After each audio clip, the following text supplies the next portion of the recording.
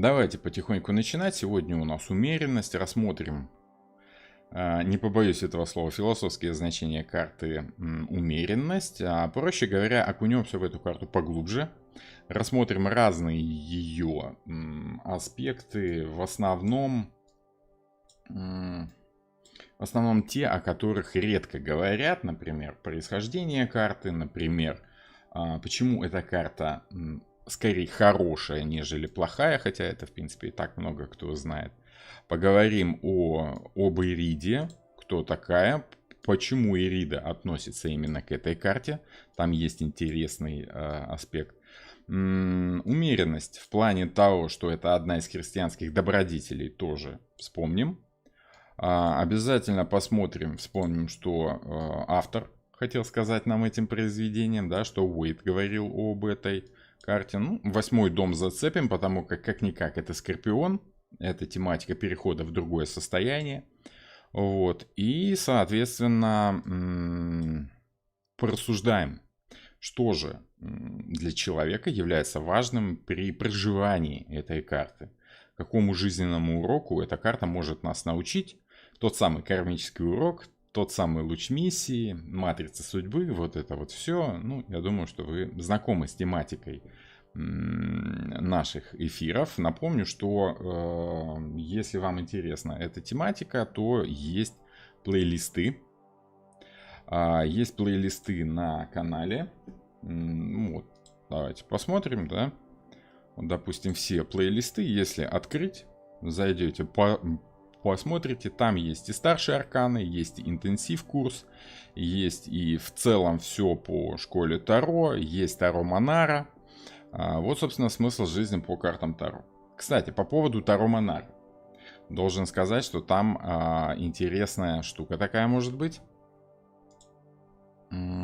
Так, где у нас? Смотрите. Так. Угу.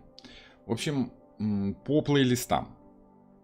Да? Так, секундочку, что-то тут у меня все убежало. Угу. Есть. Смотрите, по плейлистам. Другие видео по тематике смысла жизни у нас есть по ссылочке в описании к этому видео. Можно еще там поискать, если вам лень искать по плейлистам. Смотрите, на здоровье там масса интересного. Я думаю, что те, кто постоянно заходят на канал, подтвердят. В других плейлистах, допустим, интенсив курс Таро, старшая, младшая, арканы, там все по теории карты. В Монаре не все видео доступны, потому как YouTube, ну, скажем так, не очень одобряет тематику, связанную с таким явным отношением мужчины к женщине, да, с какой-то такой интимной тематикой. YouTube не очень дружит, поэтому часть карт закрыта только для спонсоров. Если хотите стать спонсором, ссылочка в описании тоже есть. В таком случае для вас станут доступны все видео, даже такие самые-самые откровенные, скажем так. Вот. Кстати, спонсорам скоро станут доступны еще кое-какие интересные видео. Я планирую запустить еженедельные эфиры с карты недели для спонсоров. Была такая тематика у меня раньше на канале, старожилы помнят.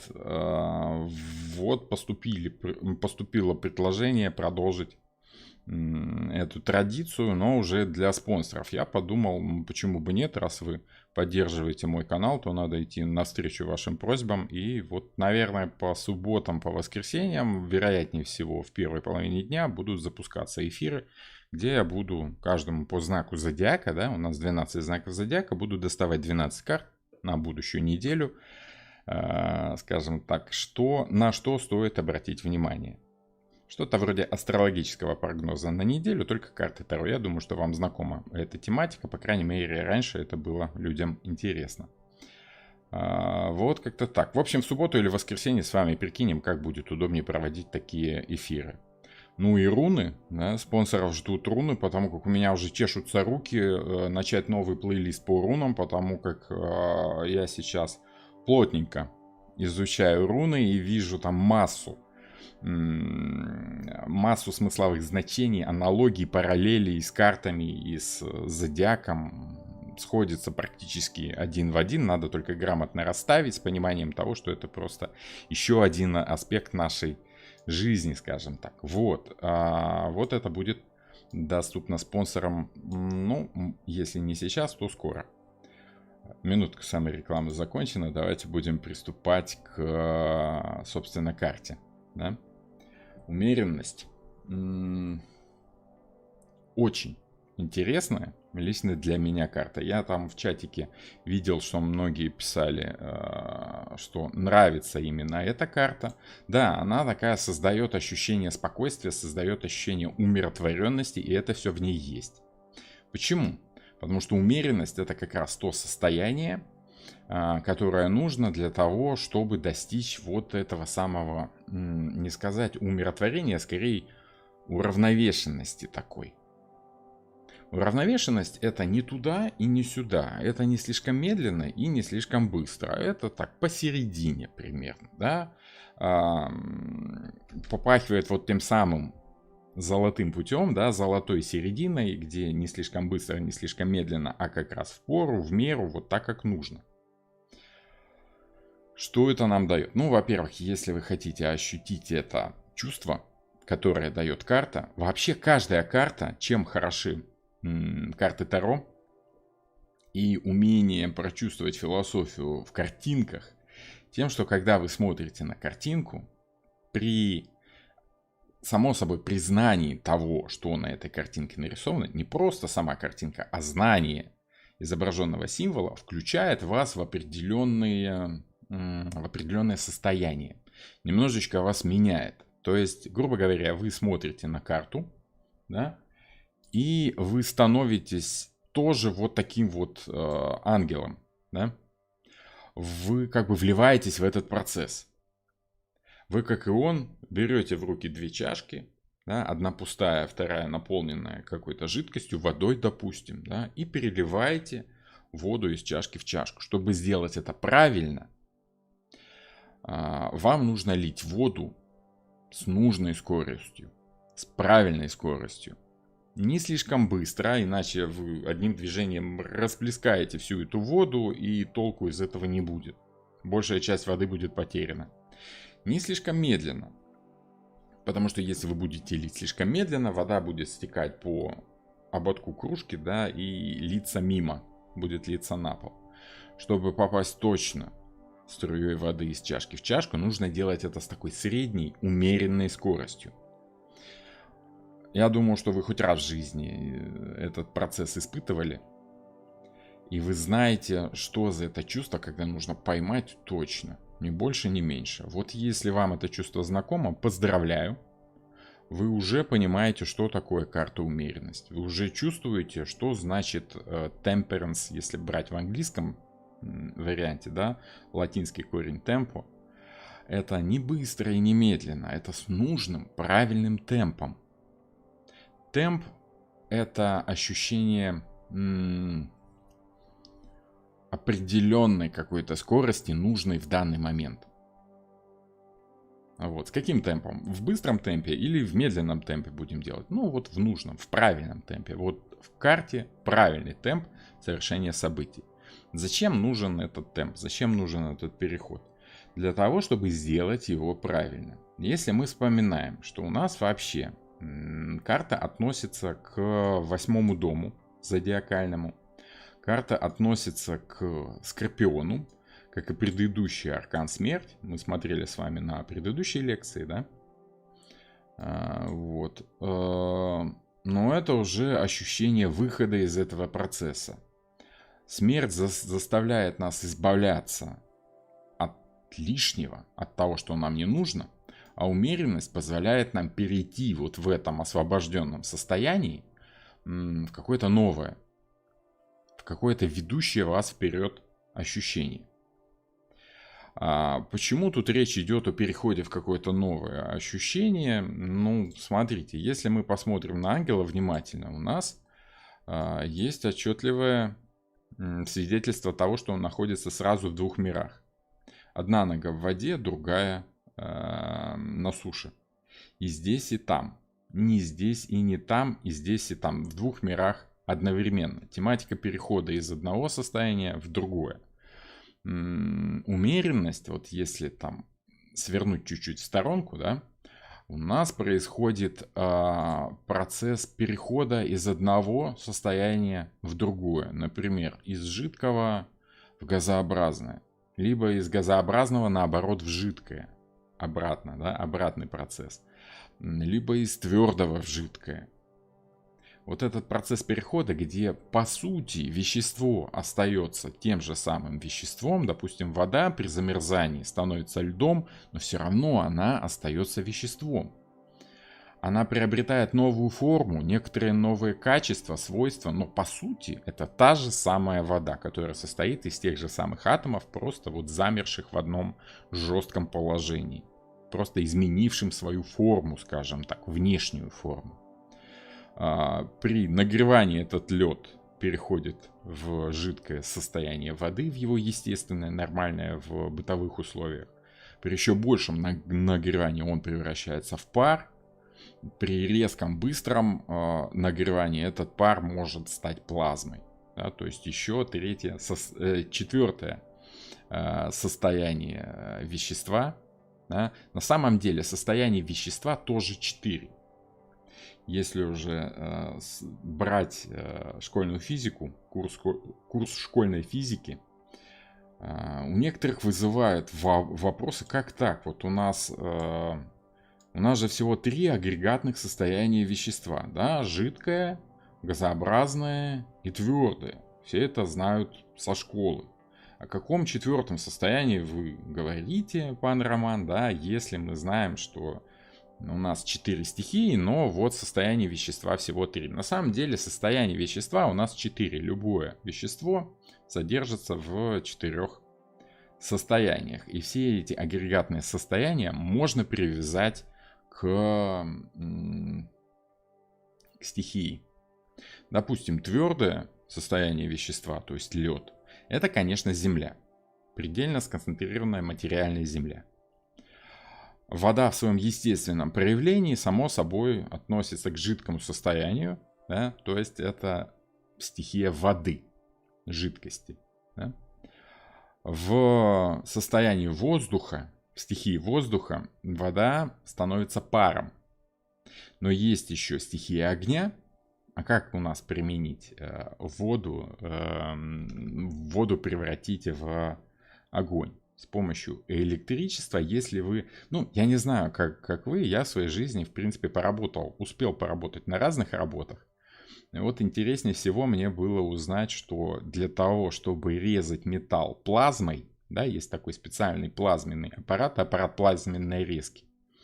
Так вот, ему для работы необходима вода, которая, в принципе, и превращается посредством определенных превращений в ту самую плазму, да, в предельно сконцентрированный огонь. Плазма — это, по сути, огонь, просто очень сжатый до определенного агрегатного состояния. Поэтому любое вещество в нашем мире может переходить из одного состояния в другое, и это тоже отражено на этой карте. Да? Как ни странно, вот у нас одна нога здесь, другая там. И твердое состояние, и жидкое состояние. Человек, имеется в виду, конечно, человеческая душа. Потому как составители карт Таро, они думали не просто о том, как будет ли вам там суженый и ряженый, они заморачивались такими более глобальными мыслями о судьбе человечества, о мироздании и прочим. Поэтому у них уровень истинного понимания карты лежит гораздо глубже, в том числе и в физических каких-то законах, вернее, как они видели эти физические законы. Поэтому мы можем брать какие-то физические, либо, допустим, астрономические события и сравнивать с нашей жизнью, находить аналогии, переводить значение из одного ощущения, состояния, из одной формы в другую. Но если суть будет оставаться той же, мы можем приводить примеры. А что такое пример? Это аллегория, это аналогия. Это когда та же самая суть передается в другой форме. Понимаете? Это когда мы рассказываем анекдот, человеку, когда хотим ему прояснить, что у него в жизни не так происходит. Допустим, берем какой-то пример смешной, из анекдотов рассказываем. Анекдот, таким образом, передавая суть, которая содержится в анекдоте, мы как бы трансполируем на проблемы человека. И в такой легкой и непринужденной форме, да, мы ему передаем какую-то суть. Он ее ухватывает по аналогии. Форма разная, но суть ухватывается. Вот смысл этой карты. Не столько форма воды. Кстати, помните, фильм такой, да? Недавно вышел. Вот. Так что можно сказать, что форма воды — это не столько важная вещь. Вот суть воды — это более важная вещь. Суть происходящих событий могут содержаться в разной форме. Но вот суть менять не стоит. Когда вы понимаете суть, вам абсолютно не важно, в какой форме вам показывают какие-то события. Если вы что-то понимаете в этой жизни, вы можете смело включать новости на любом канале, на провластном, на оппозиционном. Но если вы черпаете информацию, суть информации из разных источников, вы ловите суть информации, а не то, в какой форме пропагандисты с одной стороны, с другой стороны ее пытаются преподнести. Можно сказать, что эта карта учит нас, как правильно действовать в таких случаях, когда вы пытаетесь понять суть вещей. Действовать нужно по названию карты. Умеренно, то есть не склоняясь ни в какую сторону. Ни в правую, ни в левую. Не слишком быстро, не слишком медленно. Ни за Навального, ни за Путина, да? Не так, не так. Можно сказать, что, с другой стороны, это тогда выглядит так как-то не очень, да, ни рыба, ни мясо. Но когда мы понимаем, что есть более чем одна точка зрения, то чаще всего образовывается так, что истина находится где-то посередине, где-то между двумя этими точками зрения. Не слишком быстро, не слишком медленно, а где-то в центре. Как вот воду вы льете, не слишком быстро, не слишком медленно, вот так будет правильно. Темперанс — это правильный темп, умеренность в том смысле, что все нужно делать умеренно, в правильном темпе. Даже какие-то вредные вещества в умеренной дозировке, тут речь идет не только и не столько о времени, хотя эта карта, конечно, очень часто у нас фигурирует в качестве такого символа времени. Потому что это время медленно, неспешно течет. Вот если сосредоточиться, можно услышать, как растет трава и прочее, прочее. Конечно, но это понимание правильно протекающего времени. Именно с нужной скоростью. Почему? Потому что если мы берем, допустим, какие-то вредные вещества, даем их в правильной дозировке, не больше, не меньше, а ровно столько, сколько нужно, они могут быть лекарством. Например, если мы берем змеиный яд, да, то в правильной дозировке, вот если дать слишком много, он становится ядом. Если дать слишком мало, совсем мало, исчезающе мало, тогда он теряет всякий смысл. А когда его даете столько, сколько нужно, умеренное количество, столько, сколько правильно, этот яд становится лекарством. Просто нужно знать, сколько именно для яда является правильным правильный темперанс, правильной умеренностью, правильной дозой, правильной дозировкой. Вот там в чатике пишут, меры у всех разные. Совершенно верно, да? Это как, знаете, насчет того, что не нужно пить больше своей меры. Да? Я-то свою меру знаю, но разве ж только выпьешь? Шутки шутками, а тем не менее, понимание того, сколько правильно происходит после какой-то ошибки. Если вы в студенчестве участвовали в каких-нибудь студенческих пирушках, да, в попойках, это громко, грубо сказано, но тем не менее, я думаю, что все студенты через эту стадию проходили, все пробовали, что это такое, да, все знали, что такое головная боль с утра. Вот студенты еще малоопытные товарищи, они таким образом напиваясь слишком сильно, они ищут вот ту самую меру, после которой понимают, что вот столько, мне уже плохо, это ошибочные действия. Поэтому нужно убавить. Много пить не буду, да, нужно убавить. Помните, у нас предыдущая карта, это смерть, да? Смерть — это та самая ошибка, которую совершает человек в каких-то действиях. Можете поискать в плейлисте предыдущую карту «Смерть». Я говорю там много об ошибочности действий. Вот когда вы поняли, в чем состоит ошибочность ваших действий, вы потихонечку научаетесь умеренности. Вы знаете, что до вот этой высшей границы, где вам уже будет плохо, доходить не надо. Но и слишком мало тоже смысла не имеет. Отказываться совсем на студенческой пирушке от пива, допустим, да, и пить только чаек, ну, всем будет весело, а вы будете не в своей тарелке чуть-чуть, потому что все на одной волне веселья, а вам вроде весело, да, но все равно есть ощущение, что не хватает чего-то, тоже смысл теряется. Я не пропагандирую, я, кстати, осуждаю употребление алкоголя, особенно если много. Неумеренно всегда плохо. А неумеренно это либо слишком мало, либо слишком много. Но есть вещи, без которых, конечно, можно обойтись. Вот. Но с другой стороны, если они добавляют чего-то хорошего в жизнь, то умеренное потребление хорошо. Помните, как в том фильме там или где? 50 грамм коньяка перед сном расширяет сосуды и, в принципе, очень полезно для организма. Вот. Ну, есть такое поверье. Я не медик, не специалист, чтобы проверять это, но, тем не менее, у людей, скажем так, есть информация такая. Так, вот как-то так. Поэтому умеренность — это ни много ни мало. И к пониманию умеренности мы приходим после совершения каких-то ошибок. Каких-то серьезных ошибок, которые нам дают понять, что все, так больше нельзя. Это нужно удалить из своей жизни. Вот такое поведение в своей жизни удалить. Нужно вести себя скромнее, спокойнее, умеренней. По потреблению, допустим, того же самого алкоголя.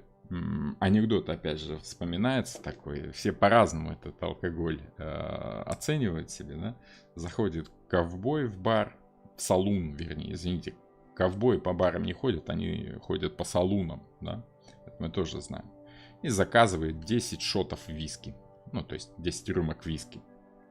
Ему ставят эти 10 рюмок виски. Он убирает первую и 10-ю. Убирает в стороночку, да, и остальные 8 выпивает одним залпом и собирается уходить. У него спрашивают: это что это ты так? Что это? Ну вот, захотелось напиться сегодня. А почему первую и 10-ю не выпил?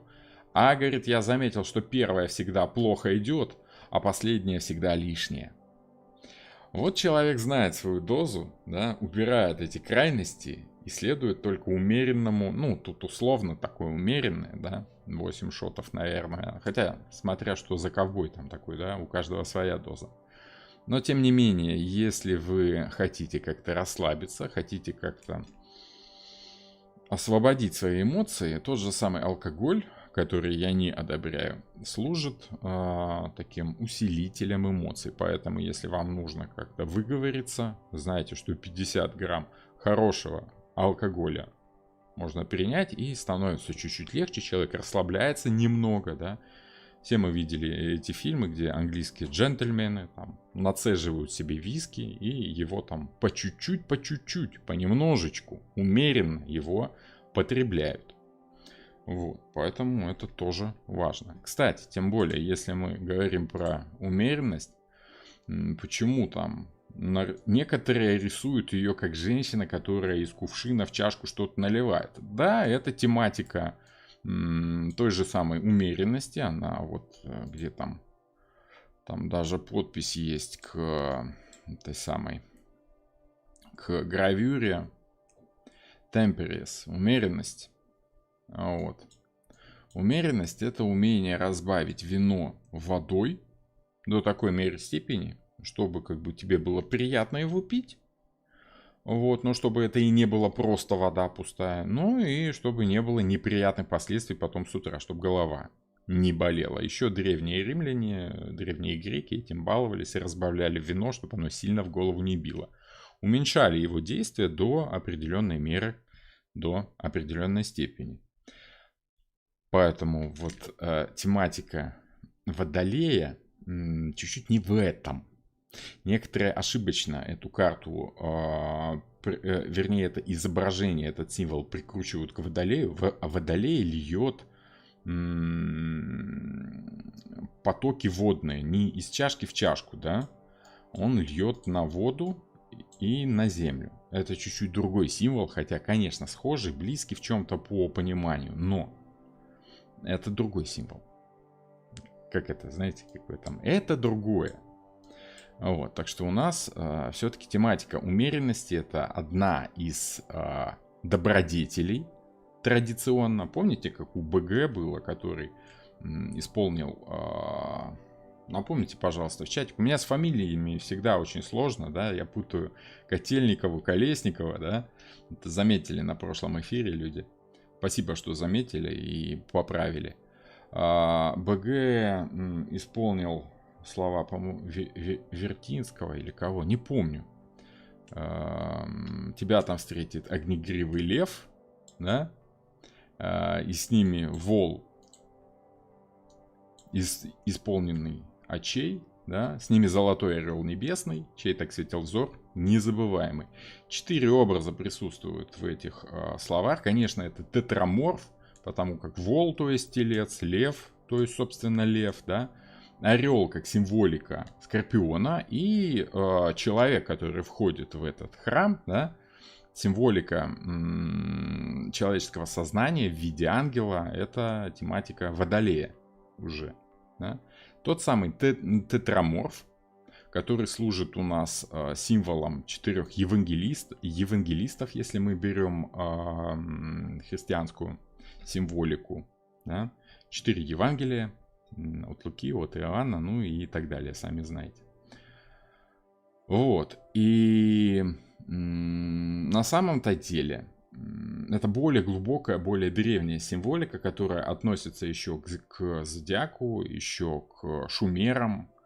Вот те самые 4 зодиакальных созвездия: Водолей, Лев, Телец и Скорпион. И вот умеренность относится именно к Скорпиону. Я думаю, что вы знаете. И умеренность считается одной из христианских добродетелей. В частности, она выражается в самоограничении, то есть выставлении определенных границ, которые пересекать нельзя. То есть человек в состоянии умеренности чувствует какие-то границы, в рамках которых он должен находиться для правильного продвижения вперед, для правильной трансформации, для правильного изменения. Зачем нужно было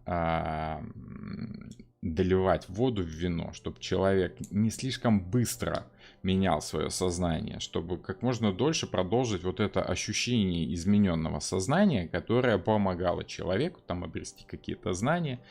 Я сомневаюсь, что с алкоголем это возможно, потому как алкоголь скорее по эмоциям работает. На сознание влияют другие вещества, которые я тоже ни в коей мере не пропагандирую и традиционно для Ютуба осуждаю, но речь у нас на лекциях о них шла. Можете полистать лекции, в частности там в Иерофанте об этом точно мы говорили.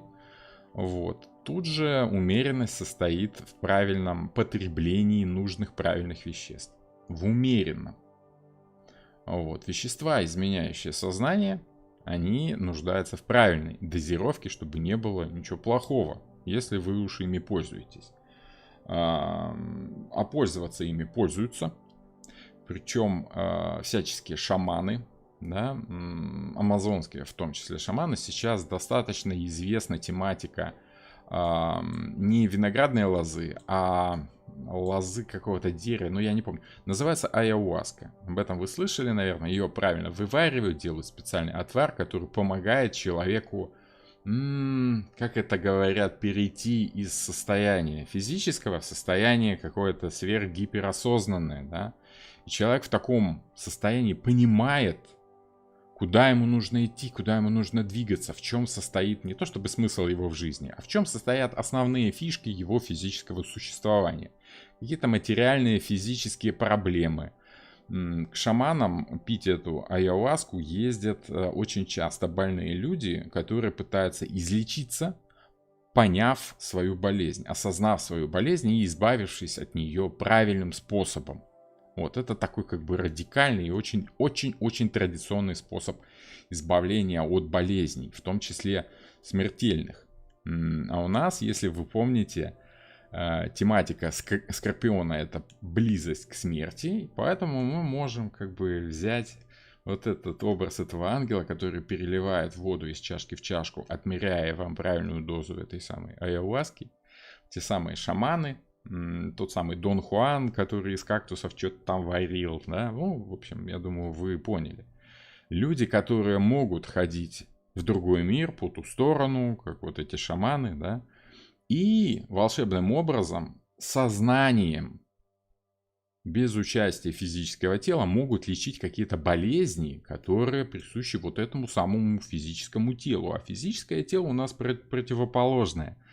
Противоположный дом, второй дом, телец, все физическое, все материальное, земной знак, стабильный, фиксированный земной знак. И волшебным образом у нас там есть две карты: императрица и император. Императрица — это природа, те же самые природные вещества. Император — это Хирон, который грамотно, правильно определяет вот ту самую границу, за которую переходить нельзя. Полистайте мои лекции по императору и смысл жизни и значение старшего аркана.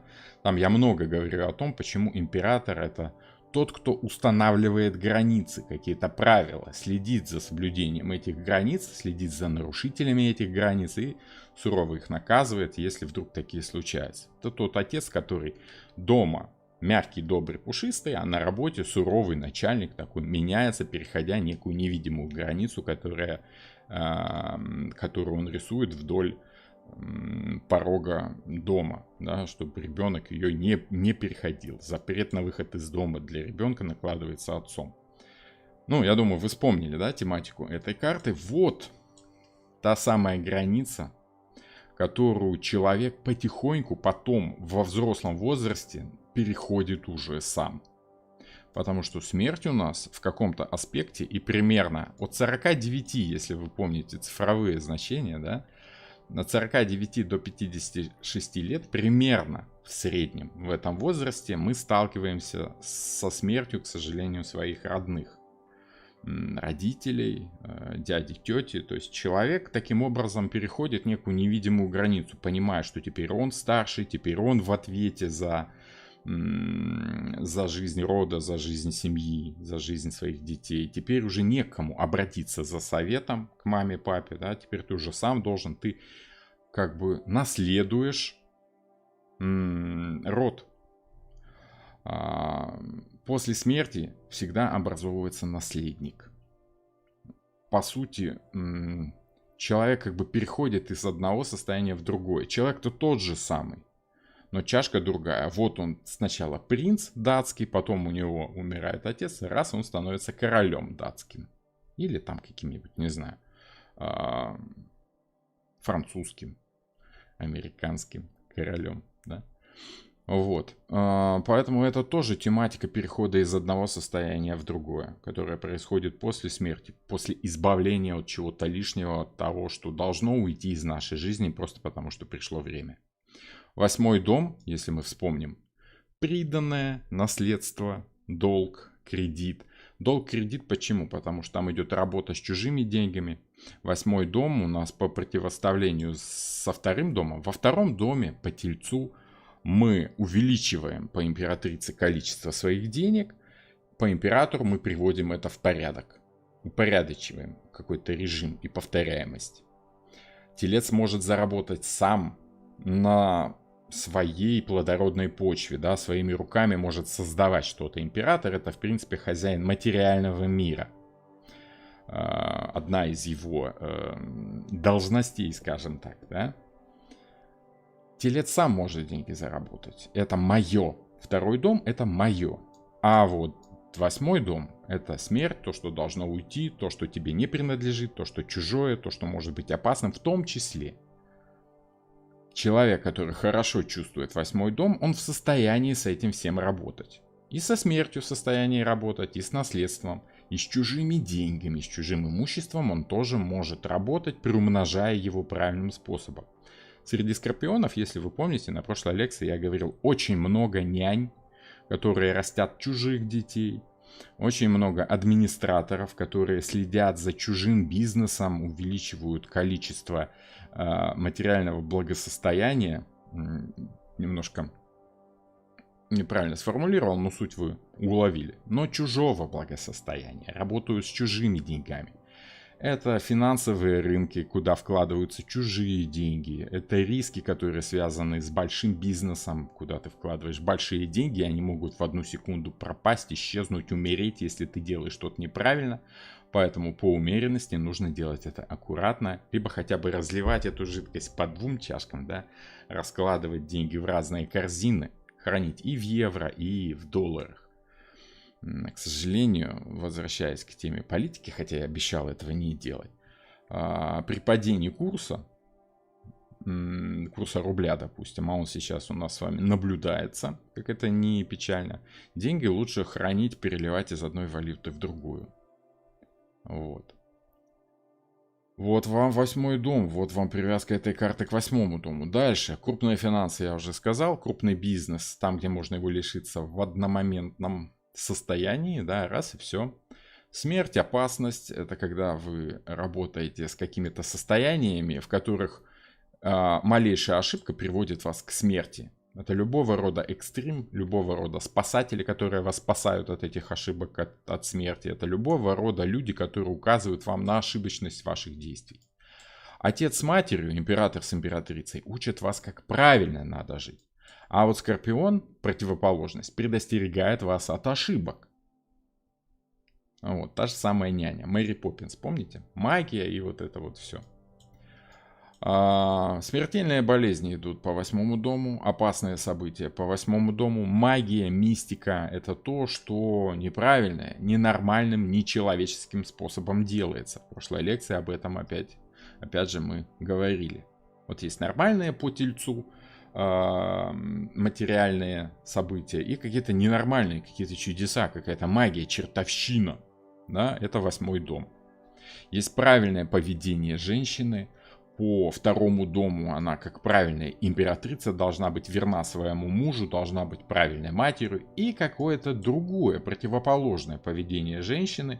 А 8-й дом у нас связан с сексом. Причем сексом таким вот, с ощущением этого 8-го дома. Это опасный секс какой-то, не совсем правильный, с чужой женщиной, с чужим мужчиной. Это измены могут быть. Это секс не ради деторождения, как у правильной императрицы с императором. Это секс ради удовольствия.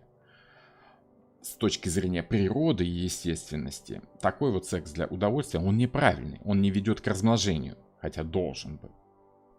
Поэтому вроде бы как мы просто привыкли к тому, что удовольствие в сексе это такая штука, само собой обязующаяся, и мы им занимаемся ради удовольствия.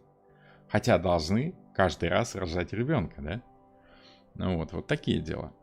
Трансформация. Ну и, собственно, опасные виды деятельности. Это те, которые пытаются, как я уже сказал, избавить нас от ошибок, либо наоборот, сами ошибочно, неправильно себя ведут, нарушают закон, либо следят за теми, кто нарушает закон. Милиция, военные, каскадеры, те, которые рискуют, опять же, своей жизнью, близки к смерти.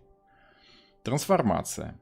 Как, что, почему и в каком направлении нас изменяет, делает другими людьми. Близость к смерти меняет любого человека. Совершение каких-то ошибок меняет человека. Человек на ошибках учится.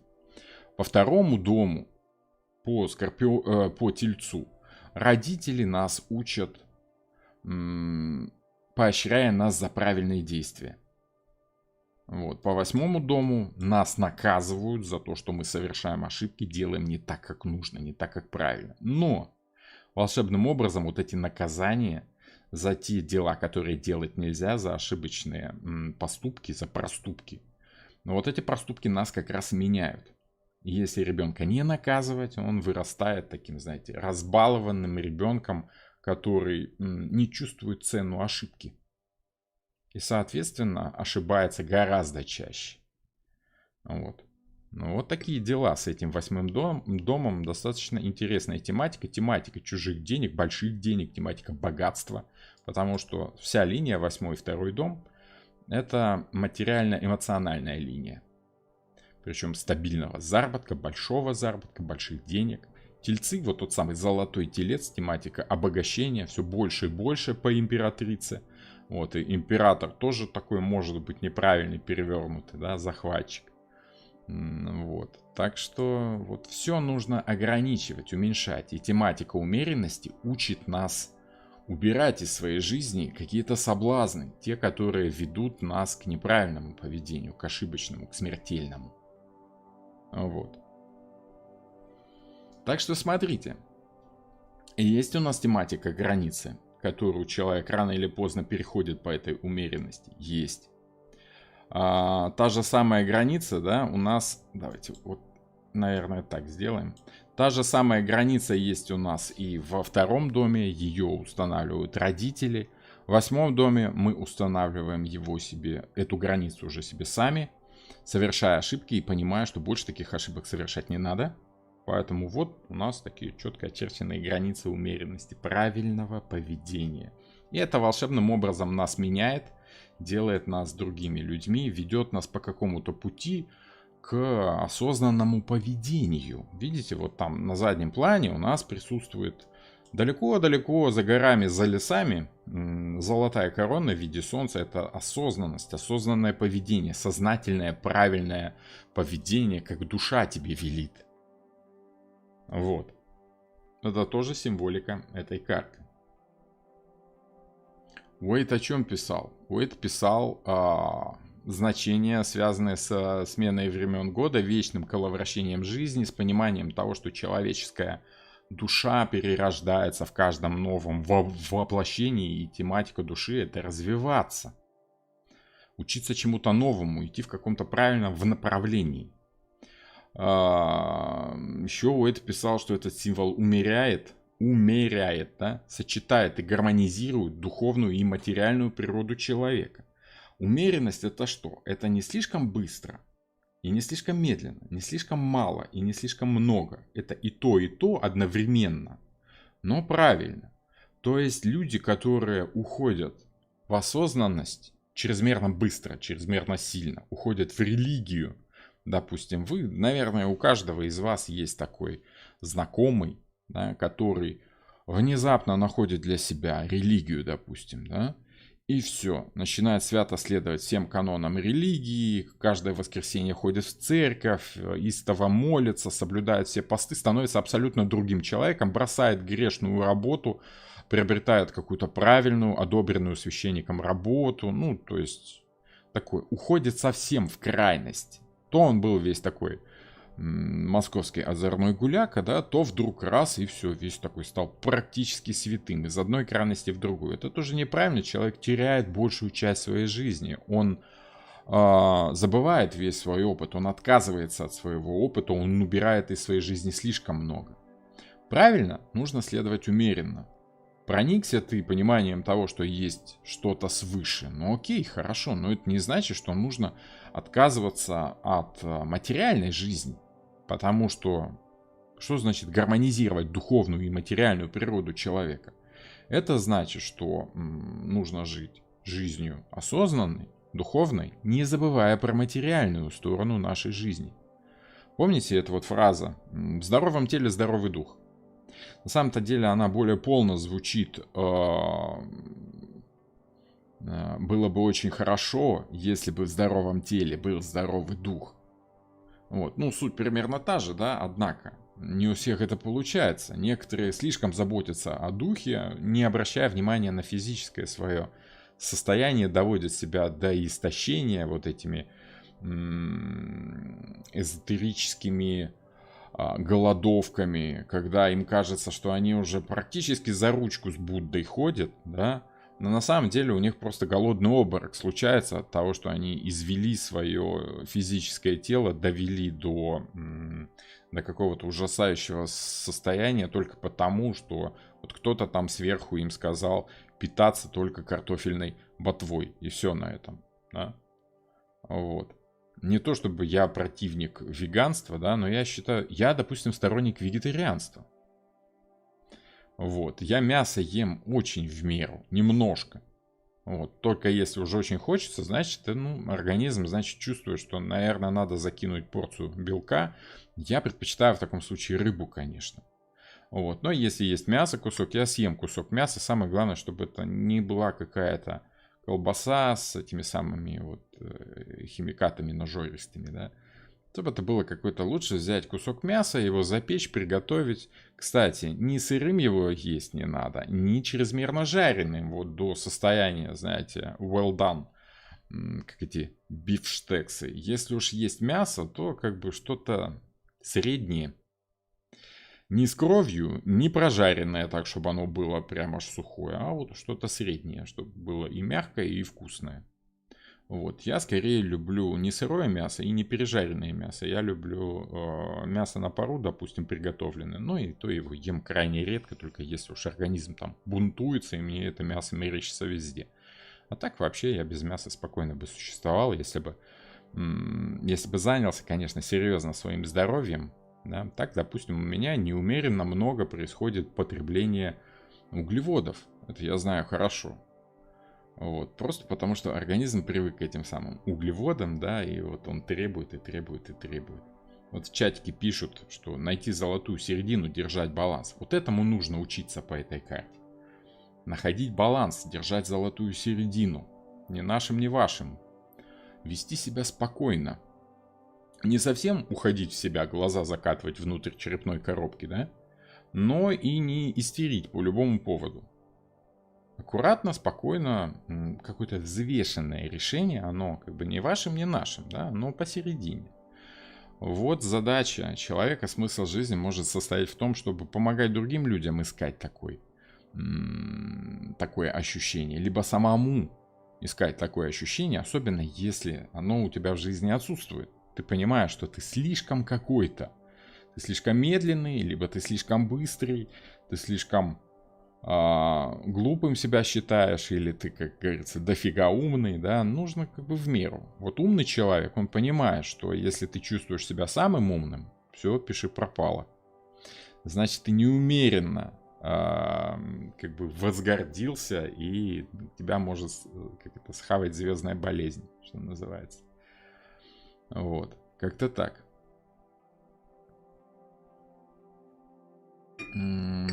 Ну, каждому свое. Каждому свое. Кому веганство, кому вегетарианство, а кто находит себя в правильном приготовлении бифштексов. Каждому свое. У каждого своя судьба, каждый ее находит самостоятельно, если ума хватает, конечно.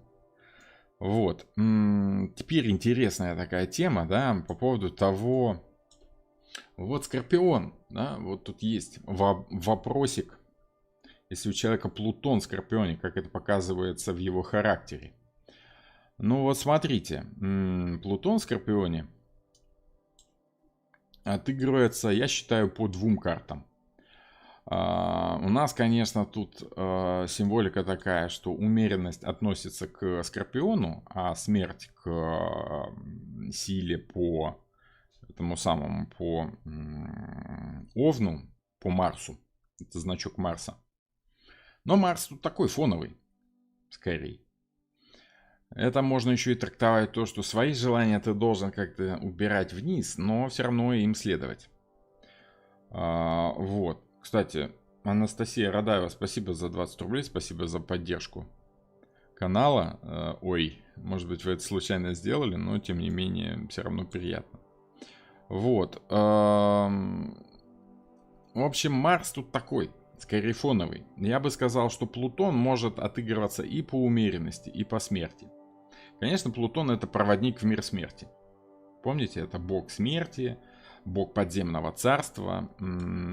И вот он может быть тем самым проводником, который проводит вас из одного состояния в другое. Во-первых, и тематика смерти, и тематика перехода по умеренности из одного мира в другой. Что это может нам давать в плане обычного поведения нормального человеческого человека? Во-первых, умение избавляться от того, что тебе не нужно. Скорпионы на самом деле очень любят выбрасывать что-то. Да?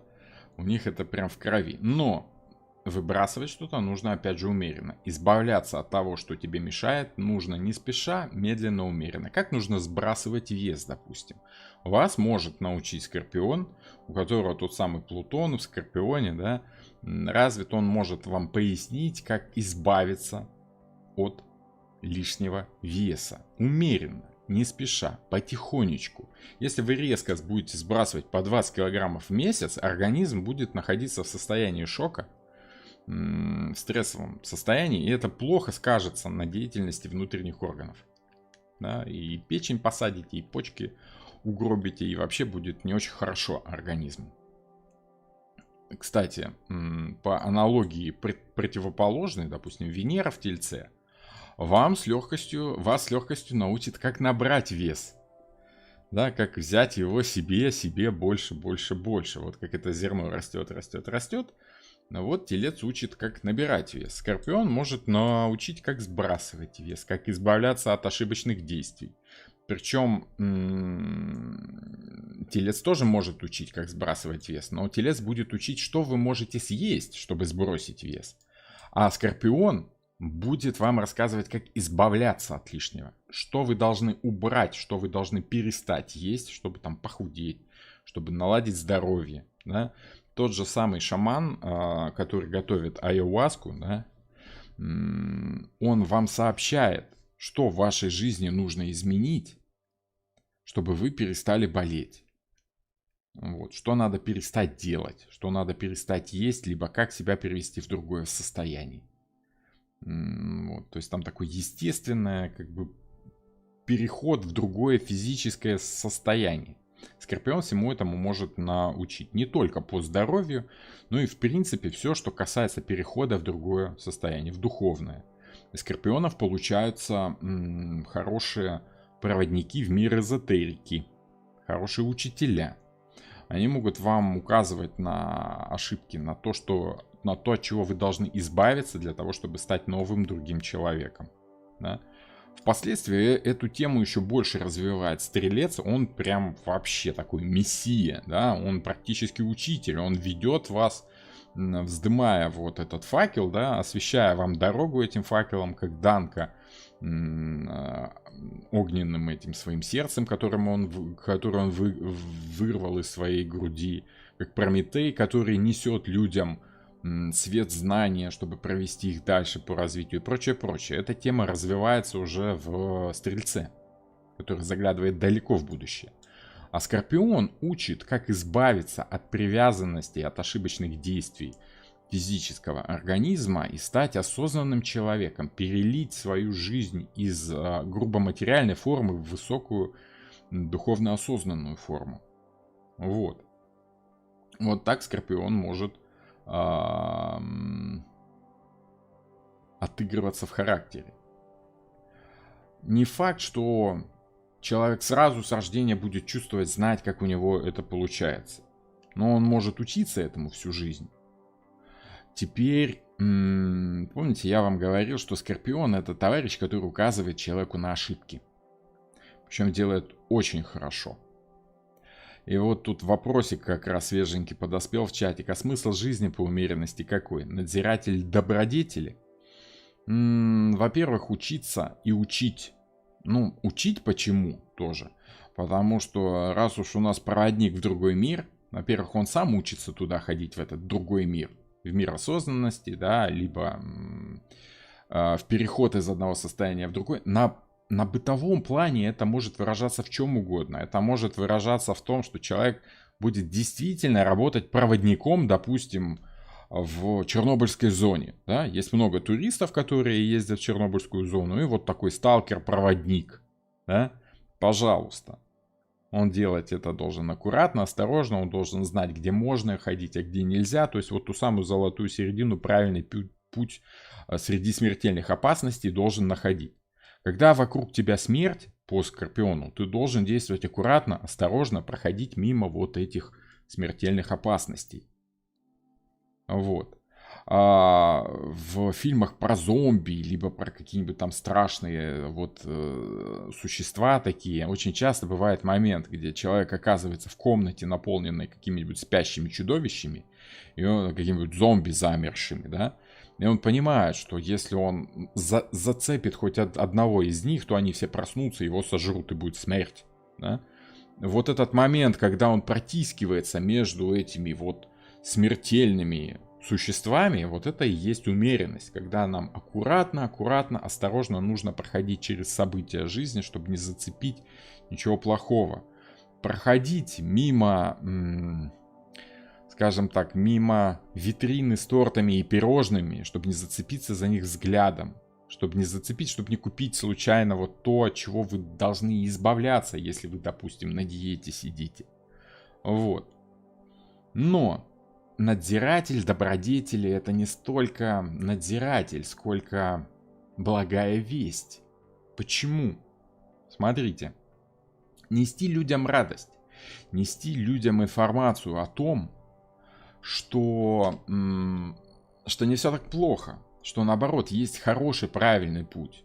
Человек, который успокаивает другого человека после каких-то ошибочных действий, он показывает, что все это не зря, что да, ты совершил ошибку, но ты научился, и теперь дальше ты уже перестанешь совершать эту ошибку, ты научился на этой ошибке. Вот. Почему я говорю про благую весть? Да, потому как вроде бы новости, информацию нам приносит этот самый по Меркурию, собственно, Гермес Трисмегист.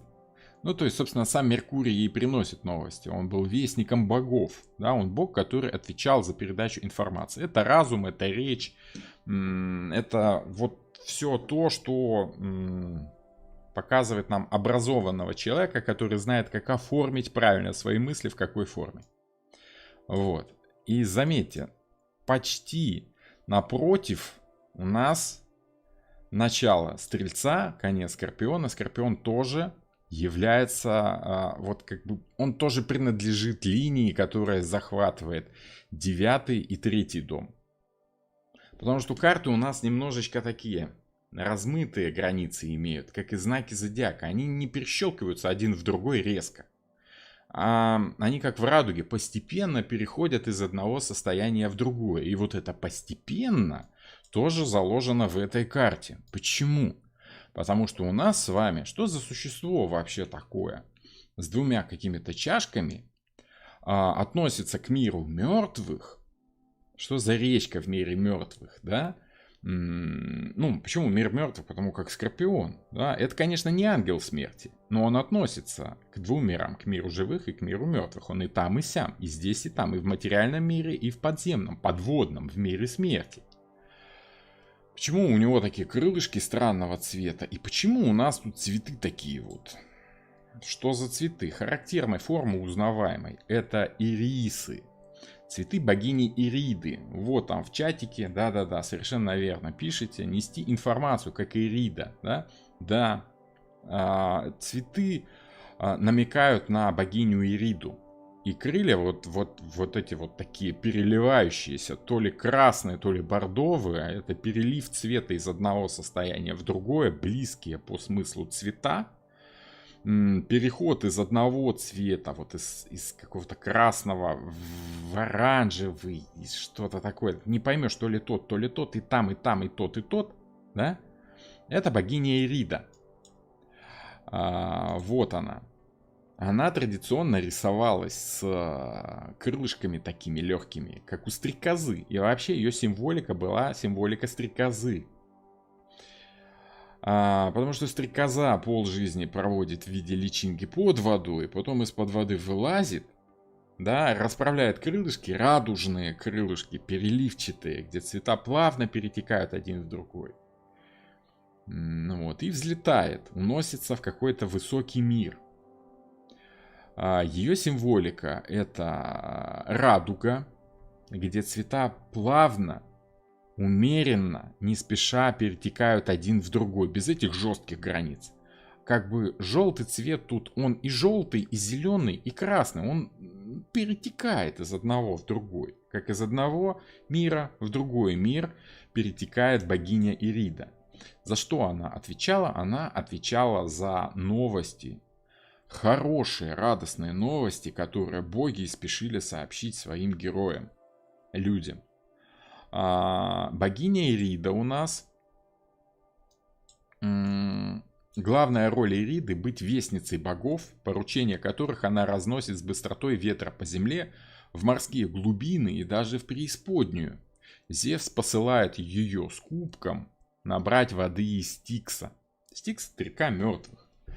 Помните, вот тематика живой и мертвой воды. Сначала вы должны убить, умертвить какие-то бактерии, да, а потом вы уже отпаиваете человека каким-то целебным отваром. Сначала антибиотики, да, а потом восстанавливающие лекарства. Вот вам мертвая вода, а потом живая.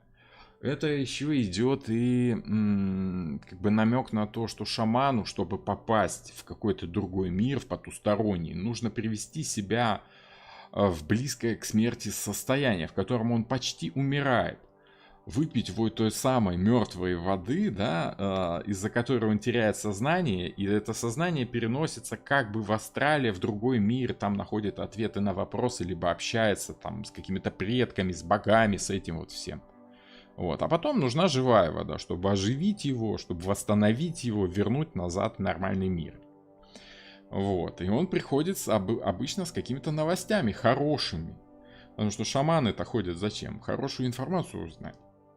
От богов, что скоро закончится там это самое, жара закончится, скоро будет дождь благотворный, например. Или вот вам, пожалуйста, еще тематика радуги, как благой вести о том, что все, всемирный потоп закончился. Радуга вышла над высыхающими водами, вернее, землями Арарата, да, когда туда Ноев ковчег приземлился, скажем так, да, кинул якорь. И когда они принесли первую жертву, вот появилась эта самая радуга как символика радостного события, как символика того, что все беды прошли, закончились, что смерть всеобщая, та, которая уносит все лишнее, убивает всех грешных людей, как по этому мифу, да, все, она прошла. Теперь дальше радуга, дальше будет лучше, дальше у нас будет высокодуховная жизнь, в которой мы будем только вот правильно себя вести. Тематика возрождения, тематика перехода из одного, из грешного состояния в другое, более возвышенное. Это всегда радостное состояние такое. Кстати, есть еще такой металл иридий, да, отличительное его свойство, у него на изломе он такой радужного цвета, он очень переливчатый такой, именно что радужный тоже. Вот. Так что тематика перехода из одного мира в другой, смены из жалкого ползающего, как личинка стрекозы, состояния потом в такие в радужные крылья, которые есть у бабочки, которые есть у стрекозы. Вот это все символика вот этой самой карты, где переливается душа человека из одного тела в другое. Это символика перерождения. Если вы помните, я когда читал вам лекции по значениям этой карты, я приводил вам в пример великолепные фильмы, допустим, Даррена Аронофски «Фонтан». Там, где 3 временные линии, испанские времена конкистадоров, вернее, времена испанских конкистадоров, времена современные, где муж пытается найти лекарство для своей жены, и времена какие-то будущие, где человек летит в космическом корабле в виде мирового древа на поиски Шибальбы, да, вот той самой звезды смерти. По сути, это одни и те же люди, просто перерождающиеся в разных поколениях, учащиеся чему-то новому, понимающие, учащиеся понимать суть. Душа при переходе из одного тела в другое наполняется новым опытом, новыми переживаниями, все плохое уходит, остается только хорошее, человек приобретает, душа приобретает как бы жизненный опыт.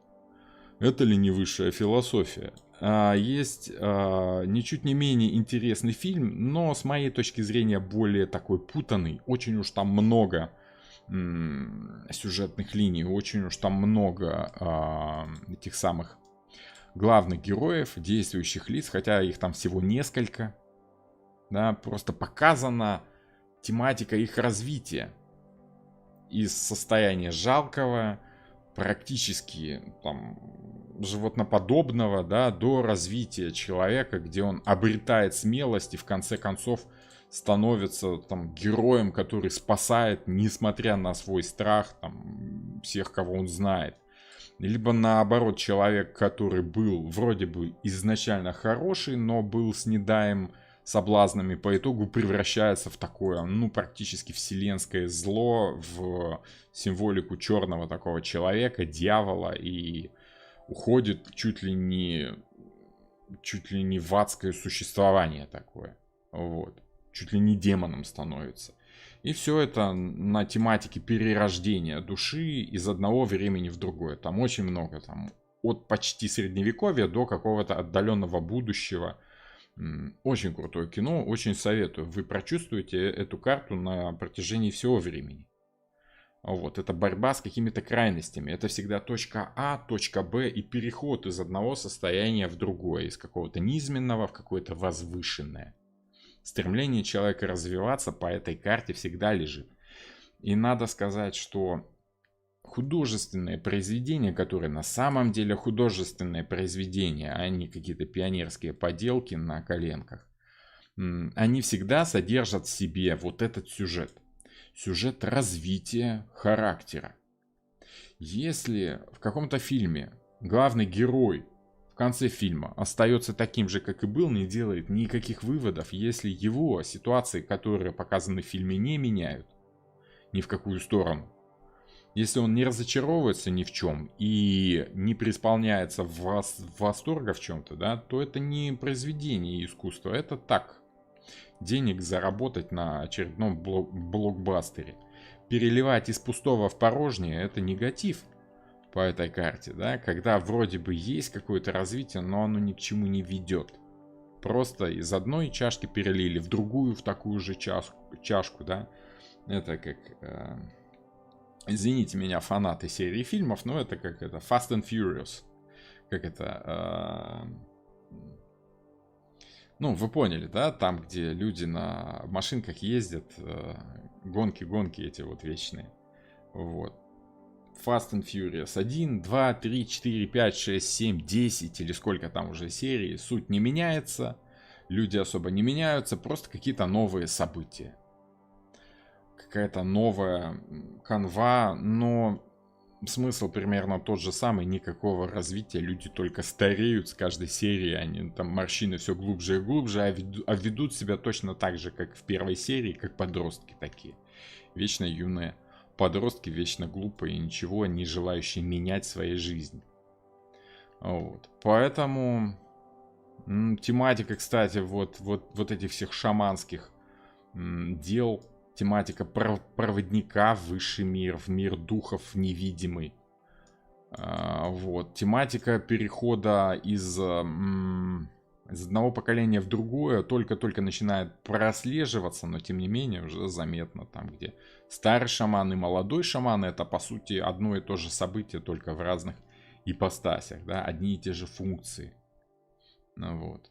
Очень, очень крутые фильмы, конечно, те, в которых показано развитие человека, когда он что-то понимает.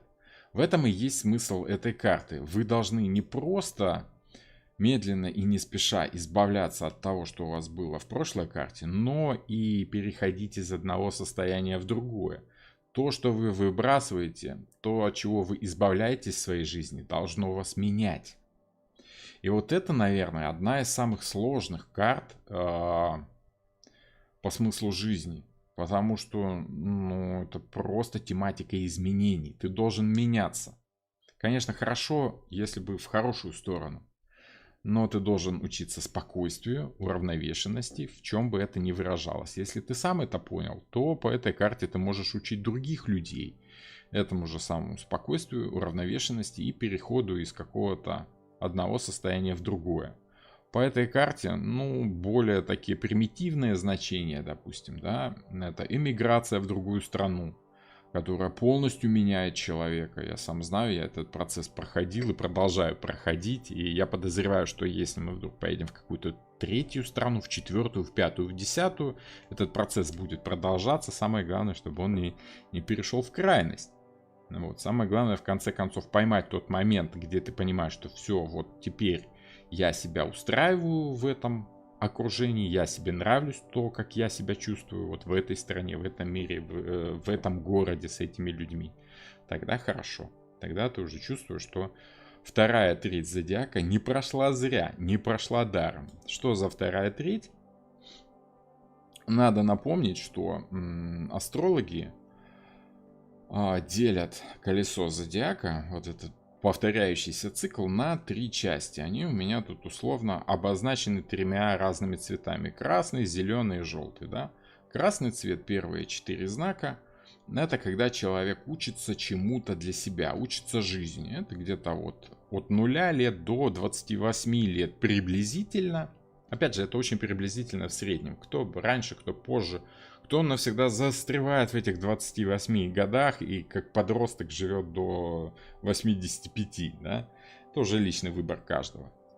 Вот. Ну вот первый этап этого тройственного пути. Человек вдыхает, человек приобретает что-то, человек формирует свое собственное тело, свои привычки, свой характер. С помощью родителей, с помощью, ну, во-первых, по первому дому с помощью себя, по второму дому с помощью родителей, своих родителей, он формирует физическое тело, до 14 лет примерно идет активный рост. Заканчивается рост примерно в 21-27 лет, что-то такое. Дальше человек с помощью учителей, авторитетов находит среди разных вариантов, которые предлагаются на выбор, стандартные варианты развития своего жизненного пути. Человек находит то, что ему нравится по влюбленным, и, используя свои данные, свое тело, свои способности, свой характер, который в него заложили родители и все происходящие события, человек как бы садится в свою колесницу и начинает развивать уже, собственно, отношения теперь. То есть он сформировался как личность где-то к 27, к 28, к 29 годам. Вот. Среднее это по 7 лет на один знак. Примерно к 28 годам личность сформировалась. Все, дальше ее менять очень-очень сложно. Хотя, конечно, возможно. Следующая четверка знаков, вторая треть зодиака, когда ты учишься общаться с близкими тебе людьми, с нужными, ты учишься взаимодействовать с теми людьми, от которых тебе что-то приходит и которым ты можешь что-то дать. Сначала ты учишься выражать по силе свой характер, свои желания. По отшельнику ты пытаешься делать это как можно лучше. Для этого нужно изучить себя, погрузиться в себя, понять, что же ты сам лично представляешь для себя уже не с точки зрения родителей и авторитетов, да, а вот сам для себя, кто ты такой. Понимая себя, ты находишь свое место в коллективе, в той системе человеческих ценностей, в которых ты варишься, вот, вращаешься, как тот самый кот в стиральной машинке, да. Вот. По справедливости, вернее, по правосудию, если уж правильно называть эту карту, ты начинаешь взаимодействовать с другими людьми, понимая их нужды. По повешенному ты уже начинаешь чем-то жертвовать даже ради этих людей, потому что понимаешь, что ну без этого никак. Дальше ты сталкиваешься с пониманием того, что ты в конце концов учишься на своих ошибках. И как бы к 50 годам, да, человек это осознает максимально, предельно доступно. Плюс еще он сталкивается с ощущением, с принятием того, что он меняется сам. Его родители умирают, он переходит в какое-то новое существование, он становится наследником, он приобретает чужое наследие, чужой капитал, если это родители, да. Либо он просто-напросто понимает, что надо меняться, что смерть меняет всех, смерть близких меняет человека, заставляет его задуматься о вечном. Когда ты научился задумываться о вечном, ты понимаешь, что надо меняться, надо браться за себя, надо как бы худеть, да, надо жить правильной жизнью, нужно избавляться от вредных привычек, от курения, от алкоголя, от сладкого, от жирного, там, от соленого, от перченого. Умеренно. Не совсем убирать все из своей жизни и Святым Духом питаться. Так как бы ты долго не просуществуешь, и, возможно, твоя душа не наберется достаточно опыта. Душе, чтобы набираться вот того самого опыта и меняться в течение жизни, нужно делать все это в связке со своим физическим телом. Поэтому ты учишься не только духовной жизни, но и взаимодействию духовной жизни с материальным существованием. Вот к чему ведет эта карта, вот почему вам это нужно. По умеренности вы должны объяснять другим людям, что оно, конечно, все хорошо, но все хорошо в меру. Религия тоже хорошо, если она привязана к современному миру, если она помогает человеку, если она ведет человека во что-то такое высокое, во что-то полезное, если она меняет человека к лучшему. Если она меняет человека к лучшему, это не религия, а полный отстой, скажем так. Не будем ругаться матерными, нехорошими, страшными словами. Вот как-то так. В общем и целом, я думаю, у меня получилось передать вам какие-то более тонкие ощущения от этой карты. Конечно, тут нет каких-то практических значений, да, которые мы рассматриваем в раскладах, допустим.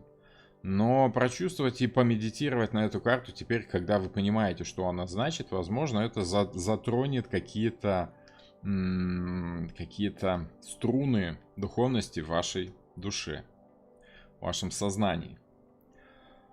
Так, что там в чатике? Задавайте, девушки и 5% мужчин, задавайте ваши вопросики в чатик. Я с удовольствием отвечаю на них. Можно по этой карте, можно по каким-то другим, но, по крайней мере, вот я чувствую, что я еще в состоянии это сделать. Странно, что дьявол приходит годам к 60. Но не то, чтобы он приходит годам к 60. Годам к 60 человек осознает, что теперь он может быть самим собой. Делать то, что ему хочется, то, что ему нравится. Он достаточно взрослый для того, чтобы понимать, что «а что это вы мне тут указываете?» А вы мне не указываете, я сам себе опытный человек, я что хочу, то и ворочу. Обычно к такому возрасту человек является старшим в семье, вот, либо люди более старшие уже теряют силу в этом роду, да, и вы просто по сути являетесь самым серьезным человеком в вашем роду, и опыт на вашей стороне, и как бы порох в пороховницах еще есть. Примерно к 50-60 годам, ну, к 60 уже, наверное, не очень, но вот к 50 годам мужчины меняются. Мужчины, ну и женщины тоже меняются, да. Мужчины меняются, начиная с 50. Некоторые говорят, что это такой затянувшийся кризис среднего возраста. Когда человек покупает мотоцикл, байкерскую куртку, втискивает в нее свое пузо, да, и ведет себя опять как молодой человек, потому что что хочет, то и воротит. Вот. Но по сути, кризис среднего возраста у нас происходит где-то около 30-35. Почему? Потому что сложности у человека возникают по силе, по выражению своего желания, делая то, что хочется, не у всех получается. Очень многие слишком жестко ограничены своими колесницами, в которых их посадили родители, прикрутили намертво шурупами к этой лавочке, и все, встать с нее ты не можешь, ездишь в этой колеснице работа-дом, дом-работа. Хорошо, если хобби у человека есть, но если человек самовыражается по силе только в хобби, в любом случае его рано или поздно настигнет вот этот кризис среднего возраста, когда он пытается понять, а что же я хочу делать-то в этом мире. Вот львы, что хотят, то и делают. Правильный лев должен чувствовать, чего он хочет, и делать то, что он хочет. Само собой в меру, аккуратненько. Ну вот. А вот кризис 50 лет и выше, это когда человек понимает, что двум смертям не бывать, одной не миновать, что я тут буду стесняться, что я тут буду бояться, все равно скоро мы все помрем, все мы грешны, поэтому надо грешить. Вот. Очень часто дьявол человека искушает примерно в этом возрасте, потому что у него исчезают какие-то ограничивающие факторы. те авторитеты, которые ранее для него были очень весомы по Иерофанту, родители, вот опять же его, уже уходят на другой план. Он как бы сам теперь равновесный им противник, да, я теперь сам себе авторитет, я жизнь понюхал, плавали знаем, я и сам могу тут всех уму-разуму поучить. Мы сами с усами. Это что значит? Это значит, что человек достаточно взрослый, чтобы самому решать, что ему там в жизни делать. И включается дьявол. Что хочу, то и ворочу. Дьявол — это неплохо на самом деле. Важно уметь делать то, что ты хочешь на самом деле, быть искренним. И при всем этом ты уже понимаешь, что у тебя нет той энергии сделать то, что ты хочешь. Но есть молодые люди, которых ты можешь сагитировать, да, на какие-то поступки. Вот. Повести за собой. Это как гуру такой, да? Помните этот анекдот или из КВН, там, как это было? Ученики прибегают к гуру в пятницу, ну, к сенсею такому, да? В пятницу вечером такие взбудораженные. Учитель, сенсей, идемте с нами вниз в деревню, да, там девушки, танцы, веселье, вино, да, идемте с нами скорее к девушкам. Он такой, нет, стар я уже, по девушкам ходить. Знаете что, давайте-ка лучше вы их сюда зовите, да, это вот дьявол, это тот, кто понимает, что, может, сам-то не очень уже можешь, но как бы сагитировать других людей на что-то такое, ничего себе, интересное, на что-то необычное, соблазнить всегда можно. Ну и в хорошем смысле тоже можно, да. Это люди, которые своим опытом воодушевляют других людей делать то, что им на самом деле хочется. Вот. Это те самые правила, 10 правил жизни, там, я не знаю, Чарли Чаплина, либо кого угодно, сейчас в интернетах этого навалом. То есть личность, индивидуальность, человек проявляет свою индивидуальность на самом деле. Но об этом в следующей карте тоже. На следующей лекции будем с вами говорить.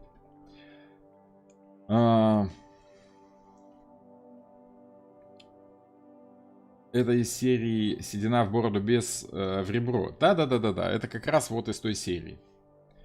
Все в итоге идет к нулю, к шуту и снова по кругу. Ну, как бы да, в принципе, любой процесс, начиная там от рождения жизни человека, вот он заканчивается judgment, да, ощущением освобождения от оков материальной жизни и выходом куда-то наружу, в большой мир, да, человек воплощает все, объединяет все гармонично, все понимает, приобретает весь свой опыт, для него жизнь заканчивается.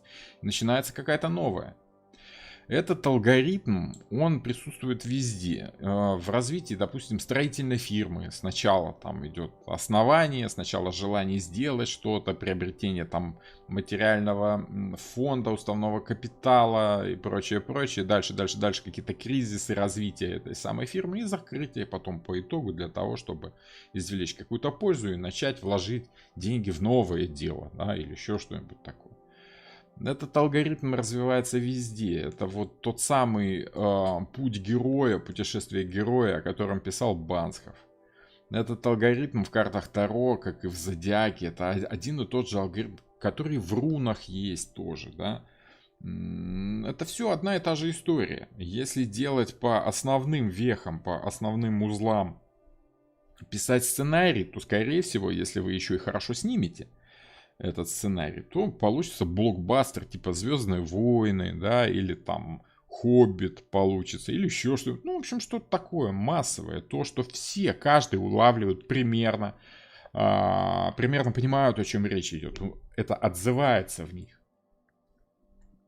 Вот. Поэтому, да, это такой вот, как это, универсальный совет на все случаи жизни. Так, это умение пользоваться и осознавать свой опыт. Это тоже, это не столько и не только умение осознавать свой опыт, сколько делать выводы из ошибок и, собственно, двигаться дальше, двигаться вперед, менять себя. Ошибки должны вас менять к лучшему. Понимаете? Ошибки вас должны улучшать, а не загонять в депрессию. Сейчас такие тенденции, что молодых людей учат вести себя независимо и жить так, как хочешь. Получается, что нынешние коучи в Инстаграме учат нас прийти к дьяволу быстрее, чем заложено в данном круге. Понимаете,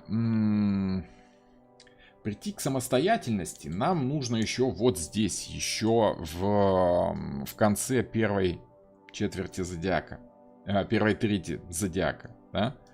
Многие спотыкаются на этом моменте. Заметьте, коучам обращаются не молодые 20-летние люди.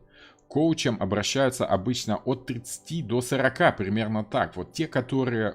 Ой, это кто у нас? Ага, это новый подписчик. Добро пожаловать на канал.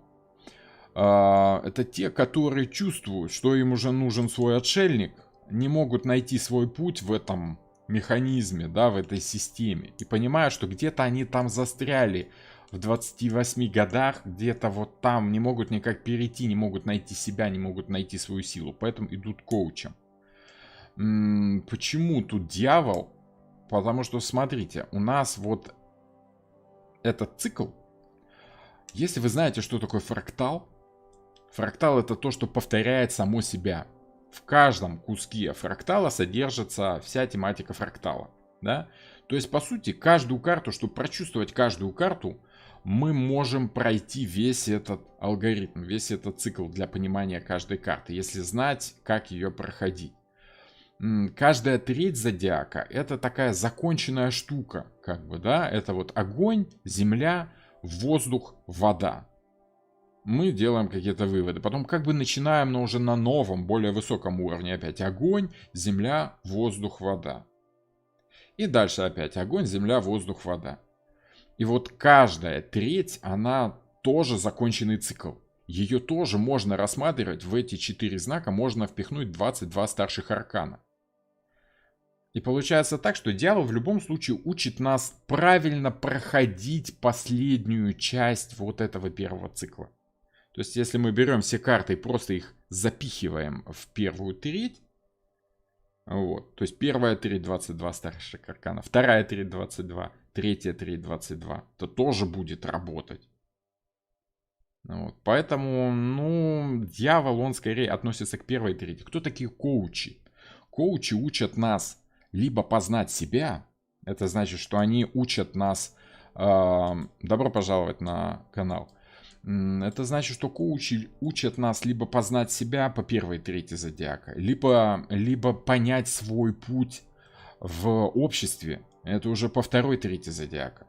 А вот коучи, которые учат высокой духовности и общению со всем миром, это уже более крутые коучи, которые, ну, до которых люди, в принципе-то, не все доживают. Да? То есть не всем людям такое нужно. Но тот момент, когда человек осознает, что вот надо учиться чему-то новому не так, как раньше, находить свою индивидуальность, это просто более глубокий уровень понимания зодиака, более глубокий уровень понимания Таро. Я очень рад, что вы задаете такие вопросы. Это значит, что, ну, не только я этим заморачиваюсь и докапываюсь до каких-то вторых, третьих, четвертых слоев, которые, в принципе, потому что не всем нужны. Но раз задают вопросы, значит нужны. Это очень здорово, это прям вы меня порадовали. Да, походу, большая часть коучей — это прислужники дьявола, чертята. Ну, каждый дьявол — это соблазнитель. Вопрос в том, чем вы будете соблазнять людей. Творить добро, либо творить зло. Дьявол классический, он учит плохому. А вот дьявол хороший, правильный, то есть Прометей, он учит человека хорошему, он учит человека развитию. Понимаете? Коучи-то они что хотят? Они же хотят, чтобы человек развивался. Они хотят, чтобы человек научился чему-то новому, нашел свой путь. Они, по сути, хорошие, да? Но вот те, которые решают, о, на этом еще можно нехилое бабло срубить, ну, тут уже в них просыпается их личный дьявол, который говорит, давай сдерем с клиента еще там пару сотен долларов и прочее, прочее. Так что... перевернуть дьявола очень легко. Но прямой дьявол — это просто проводник в мир индивидуальности. Он учит делать не так, как все. Он учит делать так, как тебе на самом деле хочется. А я не считаю дьявола отрицательным персонажем. Он помогает, испытывая, идти дальше. Ну да, да, да, да, да. Он говорит, ну слушай, если тебе так хочется, давай, ты попробуй. Ты попробуй и поймешь, это тебе надо или нет. Вы когда смотрите на витрину с пирожными, с какими-то новыми, и вас соблазняет вот этот голос, ты же не знаешь, вкусно это или нет, подойдет тебе это или нет. Попробуй, попробуй. Ты пробуешь и понимаешь, надо это тебе или нет. Вот. Может, пример не очень, но тем не менее, соблазняет он именно с целью, чтобы ты лично понял, это точно тебе надо или нет. Вот. Дьявол — это когда вы вроде бросили курить, но вот выпили бутылочку хорошего чешского пива с друзьями, друзья стоят, курят, и вы так, эх, соблазниться что ли сигареткой, да, и говоришь, ну дай, ладно, дай там одну затяжку. Берете одну затяжку, делаете, и так, точно не надо, теперь я точно знаю, что мне курить не надо. Вроде бы да, но нет.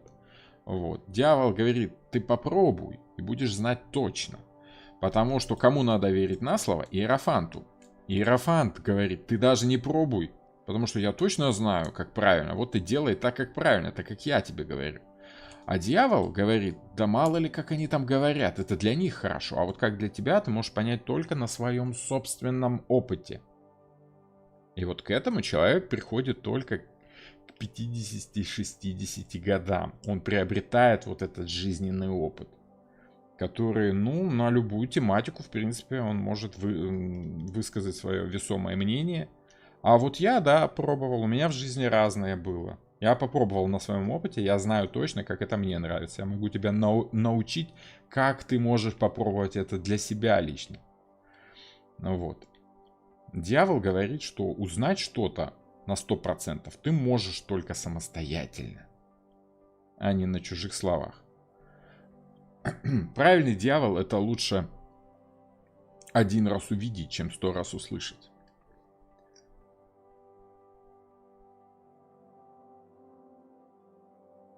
Любое искушение — это, по сути дела, проверка. Да, вы когда искушаетесь чем-то, вы, если берете и пробуете, то вы понимаете, да или нет, надо или не надо.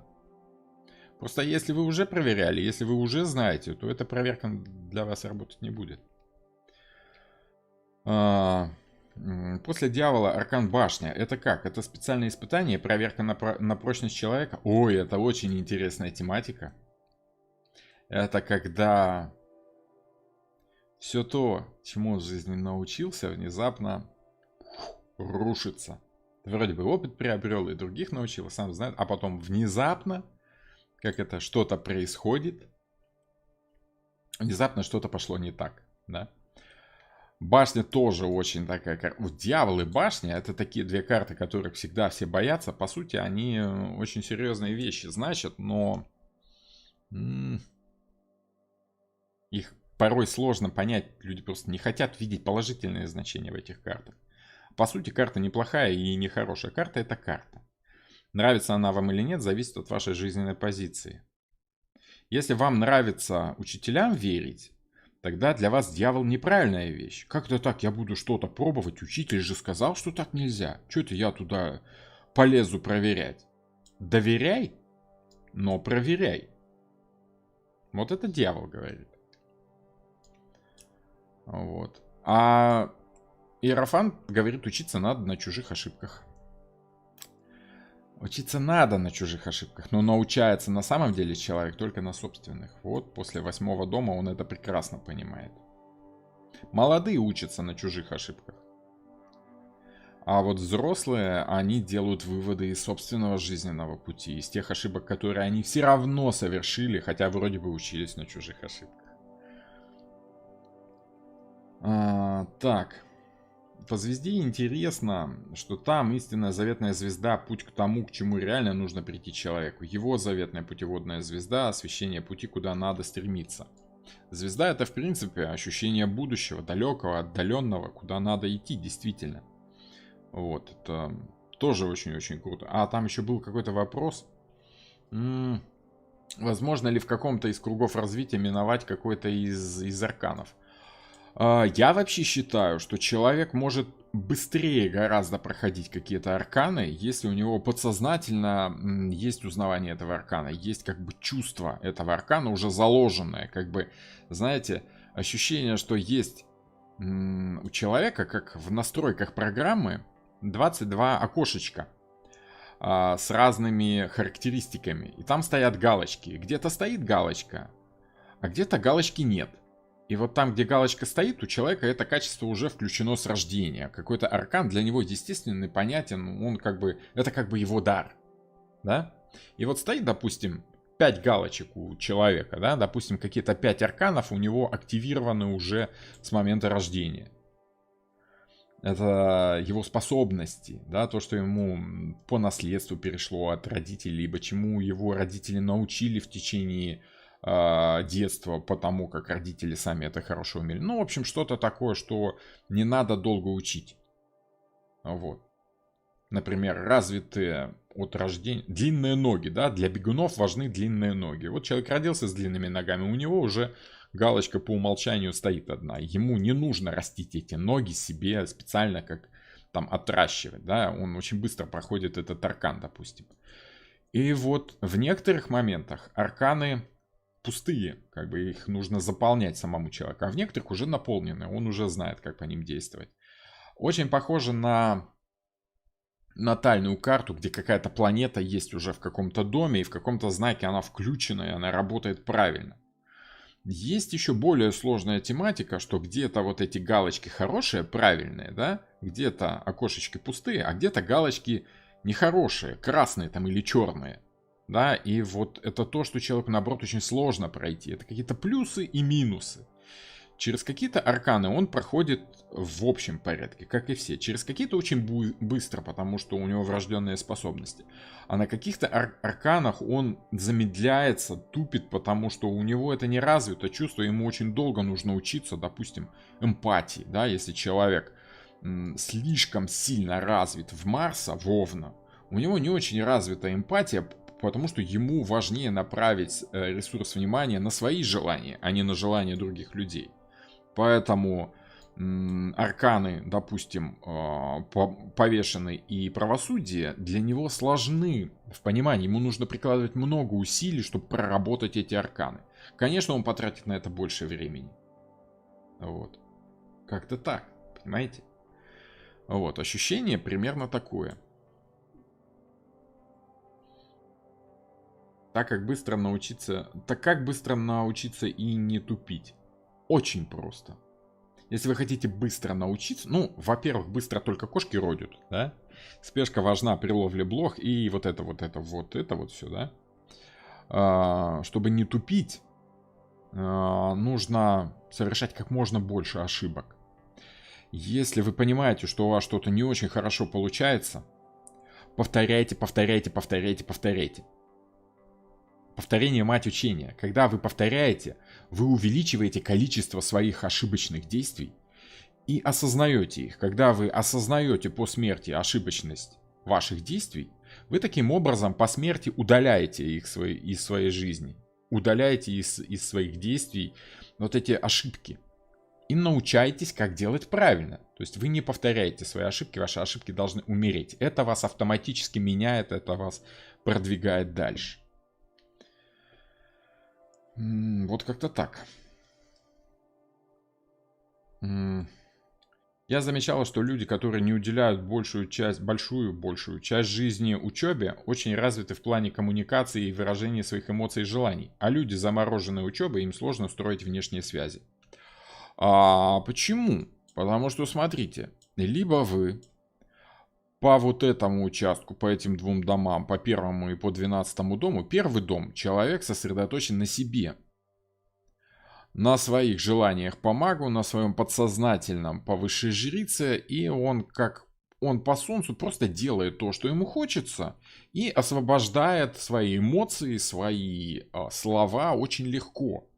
Вот прокачанный вот этот вот отрезок, да, из этих двух знаков дает человеку легкость в общении, и вообще ему, в принципе, пофиг, что там надо, это правильно или нет. Он просто легко, как вот этот ребенок, скачет, выражает свои желания, свои слова, и быстро и с легкостью коммуницирует с другими людьми. Он как бы погружается в этот мир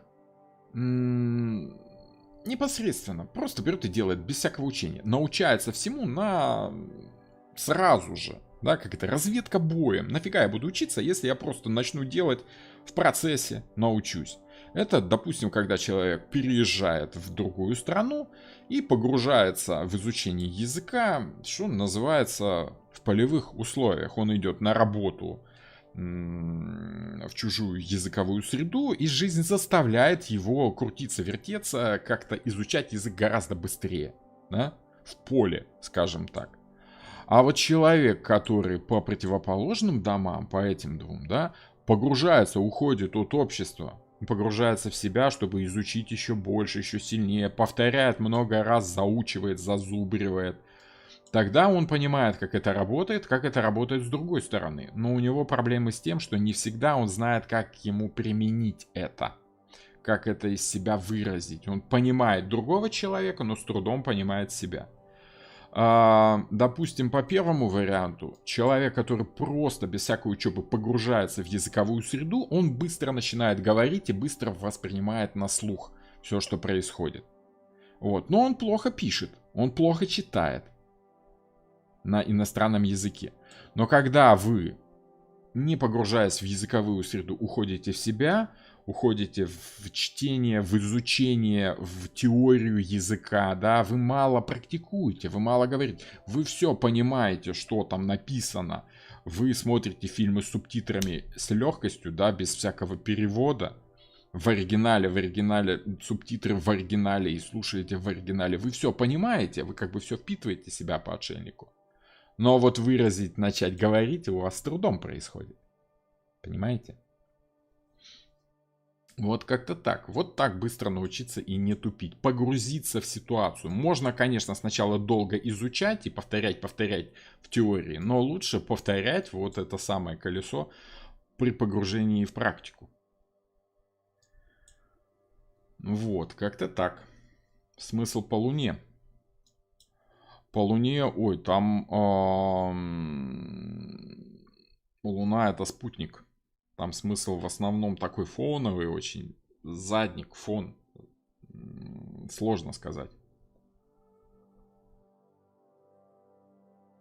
Вот такие дела, пироги. Сколько времени у нас прошло? Ого, 2 часа. Давайте будем закругляться сегодня. Потому как начинает уже голова так чуть-чуть гудеть. Вот. Очень приятно было пообщаться с вами сегодня. Хорошие вопросы, интересные задавали. Здорово. Мне очень нравится. Что мы с вами сделаем? Мы с вами увидимся в четверг. У нас будет эфир по Монаре. Я не помню, какие карты у нас там должны быть на этом эфире по Монаре. Если карта относительно приличная, то эфир будет для всех. Если карта неприличная, да, там со всякими такими позами и прочее, вот, то только для спонсоров, чтобы YouTube особо не психовал по тематике обнаженки. Вот, YouTube не очень любит эту тему, поэтому я вот стараюсь соблюдать умеренность, не все выпускать, что-то оставлять в пределах разумного, скажем так. Спасибо за классный эфир. Спасибо за хорошие вопросы, спасибо за присутствие. Сколько там у нас народу было сегодня? Я думаю, что во вторник много народу не должно быть. 63 человека обычно. Да, обычно больше, раза в 2. Но так как вторник и так как это у нас такая тематика узкая, опять же. Я так понял, что разным подписчикам интересна разная тематика. Поэтому эфиры будем разделять вот на тематику. Будет по Монаре, будут по таким вот, по смыслу жизни. Надо же, в конце концов, у нас еще, смотрите, дьявол, башня, звезда, луна, солнце, страшный суд и мир. Это все надо пройти. Тогда мы уже как бы закончим с вами смысл жизни по старшим арканам. И возможно, я так думаю, было бы неплохо пройтись по зодиаку. Потому как много вопросов задают и по зодиаку, по отношениям людей, по знакам зодиака, в работе, в личной жизни, в каком-то смысле жизни, да, как развивается знак зодиака. И вот это все еще можно будет пройти, но это уже после окончания цикла по старшим арканам. Поэтому, если вы первый раз на эфире, подписывайтесь, ставьте лайк нам, вот это вот все нажимать. В общем, ну, вы сами знаете, что я вас буду учить. Вот, вы сами знаете, что где нажать, чтобы и вам приятно, и мне полезно. Вот, добренько, увидимся в четверг со всеми, с кем мы увидимся в воскресенье. Мы увидимся еще с теми, кто придет на разговорный жанр, на откровенный эфир. Придумаю какую-нибудь интересную тематику такую, что-нибудь массовое, народное, тили-тили, тролливали, чтобы всем было интересно, а не только вот по отдельным арканам. Ладно, спасибо. Руны, да, руны. Я подумал, что с рунами сделать, потому как руны тоже нужны. Ну, будем искать возможности. Добренько. Всем спасибо и до новых волнующих встреч.